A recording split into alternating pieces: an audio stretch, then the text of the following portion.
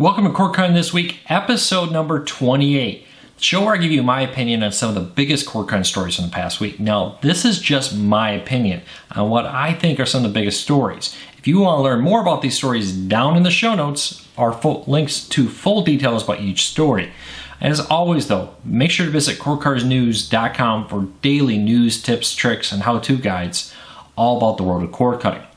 But let's kind of dive in it. It was a big week in the world of cord cutting. Lots of big news that's been happening. Right off the bat, AT&T has made a new announcement about AT&T Watch. This is their new $15 a month streaming service that they say they intend to launch free for AT&T wireless customers, everybody else for $15. It's a sports-free service. Sounds a lot like Philo, but a little bit cheaper. According to the original reports, this service would launch no matter what happens with the Time Warner case. But now we have learned that that's not necessarily true. AT&T CEO this week has said AT&T Watch, which is going to be a very low-end, thin collection of products, and will be based on if the Time Warner deal gets done.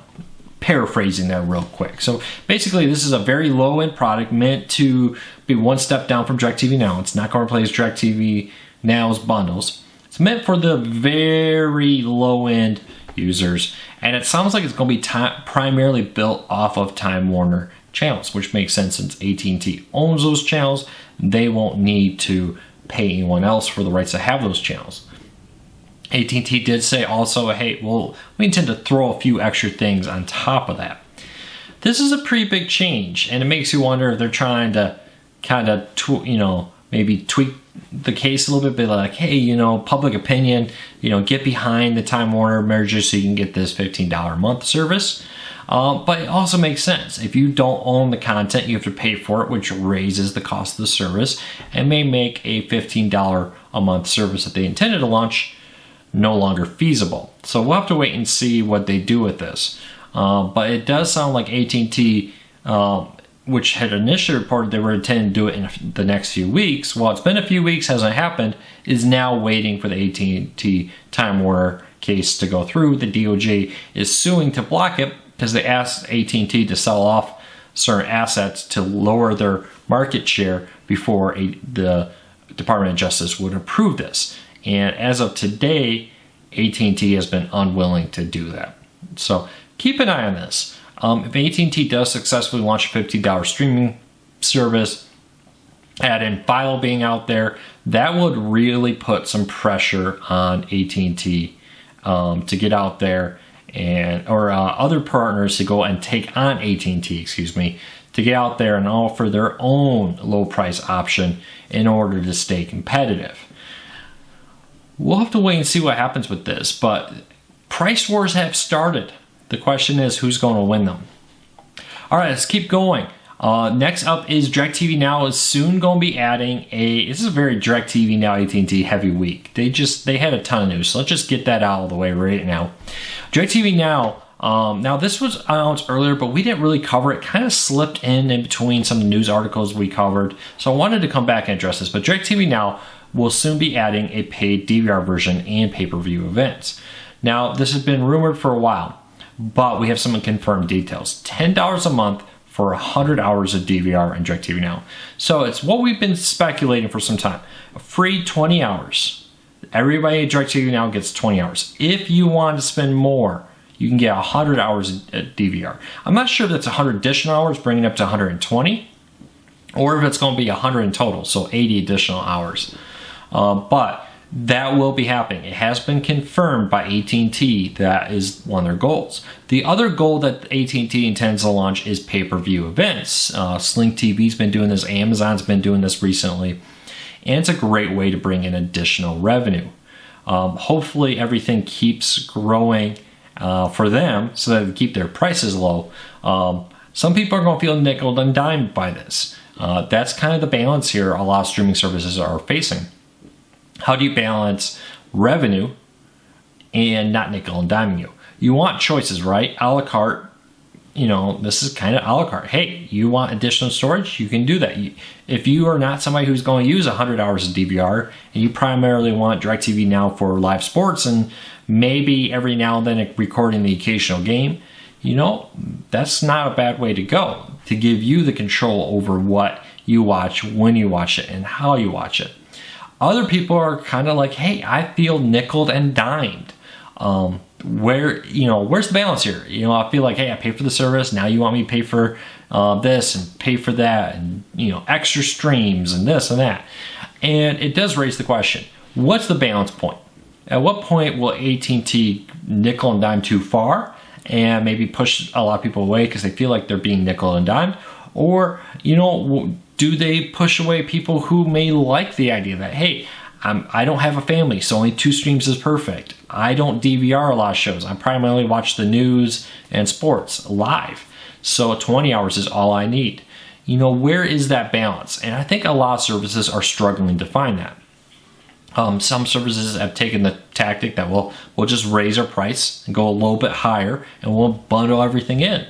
Other services like Sling TV had kind of pioneered the idea that we'll have a core cheap package and then you can build on top of that. Now DIRECTV Now seems to be doing a little bit of a hybrid of both, but increasingly moving towards the way we'll just offer add-ons and allow you to build your dream package off of that. So we'll wait and see what happens with that. But keep an eye on this. This is a balancing point. New world, new marketing, new way to buy your content. What is the best way to do it though? Is it the big bundles, small bundles, add-ons, which is the closest thing so far we've ever had a la carte? So we'll keep an eye on this. I think it's very interesting. It raises a big point. Do people really want to build their own, or do they just want an easy to use package? I think the answer is both, to be honest with you. It depends on who you talk to. So keep an eye on this. And I'd love to know, what do you think? Do you like the idea of limited packages, or do you like the idea of DIRECTV Now building this big, massive bundle and then you pay for it? Just get this like cable-like package streaming. I don't know. Let me know what you think. Next one. This one is interesting, and I would like to know a little bit about you. If you want to leave a comment and reply to the AT&T CEO in this, let me know. But AT&T CEO says most of their new cord cutters, most of the new DIRECTV cancellations have come from millennials living in apartments. Obviously, that's not everybody. Let's just get that out of the way. But according to AT&T, and most of their cancellations for people who have become cord cutters are millennials living in apartments. Now you may be saying, oh, well, they're college students. Well, actually, the definition of millennials right now is anybody between the ages of, let's see here, up to 37. So born between 1981 and 1996. So you could theoretically be 37 and a millennial. And I think people have this idea that millennials are 20 and down, right? 29 and lower. Well, when most companies talk about it, they're talking about anybody born between 1981 and 1996. So there may be some evidence to support him.